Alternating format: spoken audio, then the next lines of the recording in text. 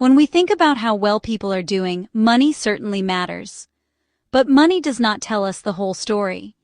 Two countries can have similar incomes and still provide very different experiences for the people who live there. That is why we look at more than one measure of well-being. Let's look at three related ideas: standard of living, quality of life, and the Human Development Index, or HDI. Standard of living focuses primarily on material and economic well-being. In simple terms, what can people afford, and what goods and services are available to them? Think about things such as income, housing, food, transportation, healthcare, and technology. For example, if a person's income increases enough that they can afford better housing, reliable transportation, and more of the goods and services they want, their standard of living has likely increased. But does having more money and more things automatically mean they have a better life? Not necessarily. That is where quality of life comes in. Quality of life looks more broadly at a person's overall well-being and life experience. It can include health, safety, clean air and water, leisure time, relationships, personal freedom, and access to education and healthcare.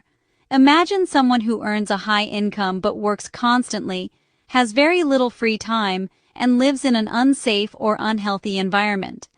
That person may have a high standard of living, but not necessarily a high quality of life. So here is a simple way to remember the difference. Standard of living asks more about what people have. Quality of life asks more about how people live. So how can we compare human development among countries without looking only at income? One tool is the Human Development Index, or HDI. HDI looks at three basic dimensions of human development: a long and healthy life, access to knowledge, and a decent standard of living. For health, HDI uses life expectancy at birth. For education, it uses two measures: expected years of schooling and mean years of schooling. And for income, it uses gross national income per capita, or GNI per capita. GNI stands for gross national income. Per capita simply means per person. Together, health, education, and income give us a broader picture of human development than income alone. Here is the important distinction. Standard of living focuses primarily on material and economic well-being. Quality of life looks more broadly at overall well-being and life experience. And HDI gives us a way to compare countries using measures of health, education, and income.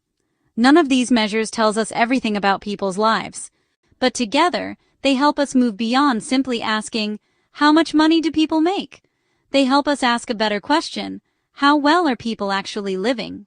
HDI terminology was verified against current UNDP Human Development Report methodology. Long and healthy life is the life expectancy at birth. Knowledge and education is the expected years of schooling plus mean years of schooling. Decent standard of living and income is the GNI per capita. GNI stands for gross national income. Note: HDI is intentionally presented as a focused summary measure, not as a complete measure of every aspect of quality of life.